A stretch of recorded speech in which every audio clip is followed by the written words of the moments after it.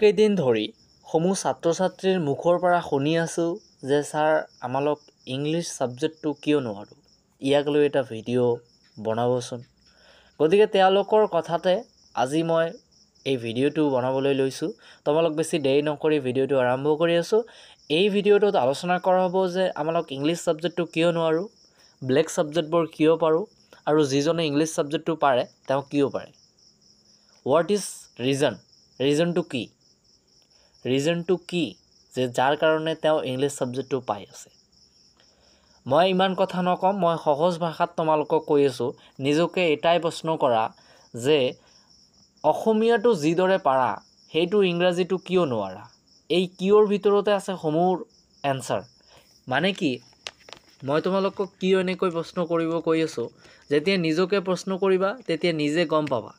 English ছাবজেক্টটো সকলোৰে boring subject, মই একেবাৰে শিয়ৰ। সকলোৰে বৰিং ছাবজেক্টটো হ'ব লাগিছে ইংৰাজী একেবাৰে বৰিং ছাবজেক্ট।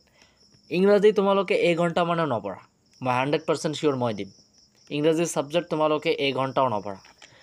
অলপমান ভাবাচোন, অসমীয়া যিদৰে পঢ়া সেইদৰে ইংৰাজীত মন লগা নে?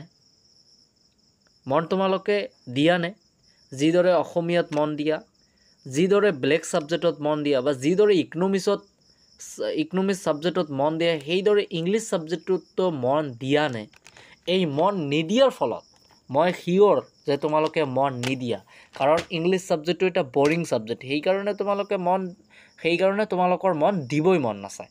সেইকাৰণে তোমালোকে ইংলিছ ছাবজেক্টত পিছ পৰি আছা। ঠিক আছে, এতিয়া তোমালোকে মই ইমান দিন নকম, মাত্ৰ 2 দিন ইংলিছ ছাবজেক্টটোক অলপমান ভালকৈ মনোযোগ দিয়া।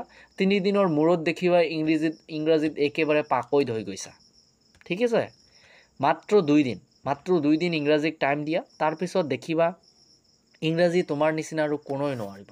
ইংৰাজী ছাবজেক্টটো যদি পঢ়িবলৈ ধৰা তেন্তে ইংৰাজী ছাবজেক্টটো বহুত ইজি। সঁচাকৈয়ে ইংৰাজী ছাবজেক্টটো বহুত ইজি। আৰু এটা কথা মন কৰাচোন, যদি কোনোবা এটা এক্সাম হয়, সেই এক্সামত তোমালোকে ধৰি লোৱা তোমালোকৰ ইংৰাজী এক্সাম আছে যিকোনো ঠাইত, টিউশ্যনতে হ'ব পাৰে, তোমালোকৰ স্কুলতে হ'ব পাৰে, বা তোমালোকৰ নিজস্ব পৰীক্ষাই হ'ব পাৰে, বা তোমালোকে মেট্ৰিকৰ কথাই ভাবা।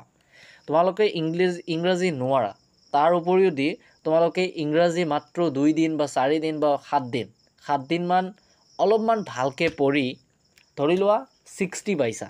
মেট্ৰিক পৰীক্ষাৰ কথা কৈছোঁ, 60 পাইছা। এতিয়া নিজকে এটা প্ৰশ্ন কৰাচোন, যদি ভালকৈ পঢ়িলাহেঁতেন এইবছৰ ভালকৈ পঢ়িলাহেঁতেন তেন্তে ইংৰাজীত কিমান পালাহেঁতেন? 100 তোমাক দিব বাধ্য হ'ল হয়। ঠিক আছে, 100 তোমাক দিবলৈ বাধ্য হ'ল হয় যদি তোমালোকে এইবছৰ ভালকৈ পঢ়িলাহেঁতেন। ঠিক আছে, এই তোমালোকৰ যিটো মেণ্টেলিটি আছে আৰু যিটো তোমালোকৰ চাহিদা বা ভাল পোৱা, ইংৰাজী ছাবজেক্টৰ লগত তোমালোকৰ কোনো ভাল পোৱা নাই, সেইকাৰণে তোমালোকে ইংৰাজী ছাবজেক্টত পিছ পৰি আছা। ঠিক আছে, তো ছাত্ৰ ছাত্ৰীসকল, আশা কৰোঁ মই তোমালোকক বুজাব পাৰিছোঁ। আৰু এই ইংৰাজী ছাবজেক্টটো পোৱাৰ এটাই বুদ্ধি আছে, সেই বুদ্ধিটো হ'ল তোমালোকৰ ইংৰাজী ছাবজেক্টটো পঢ়িব লাগিব। ঠিক আছে, পঢ়িলে সকলোবোৰ পাৰিবা। ঠিক আছে, পঢ়িলে সকলোবোৰ পাৰিবা। বেলেগ ছাবজেক্ট যেনেকৈ পঢ়া ইংৰাজীও তেনেকৈয়ে পঢ়া, তাৰপিছত দেখা ইংৰাজী কি হয়।